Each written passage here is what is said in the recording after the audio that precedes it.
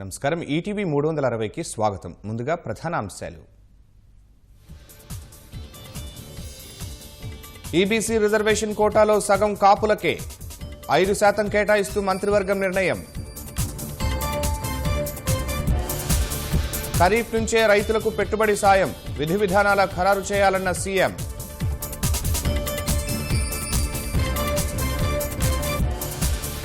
ఆటోలు, ట్రాక్టర్లకు పన్ను మినహాయింపు, మంజూరు కాకుండా నిర్మించుకున్న ఇళ్లకు ఆర్థిక సాయం.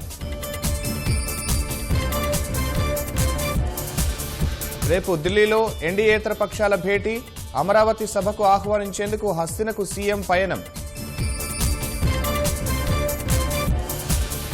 పోలవరం పూర్తి చేసి తీరుతామన్న గడ్కరీ, ఏపీకి కేంద్ర సాయంపై అధ్యయనానికి సిద్ధమని సవాల్. ఏపీ రెవెన్యూ భూ సంస్కరణలపై అసోం ఆసక్తి, కృష్ణాలో ప్రభుత్వ బృందం పర్యటన, సాయానికి విజ్ఞప్తి. విజయవాడలో ఇరీడియం మోసాల ముఠా గుట్టురట్టు, 20 మందిని అదుపులోకి తీసుకున్న పోలీసులు. ఈవీఎంల మోసంతోనే భాజపా గెలిచిందన్న సైబర్ నిపుణుడు, అమెరికా నుంచి మీడియాకు వివరాలు ఖండించిన ఈసీ.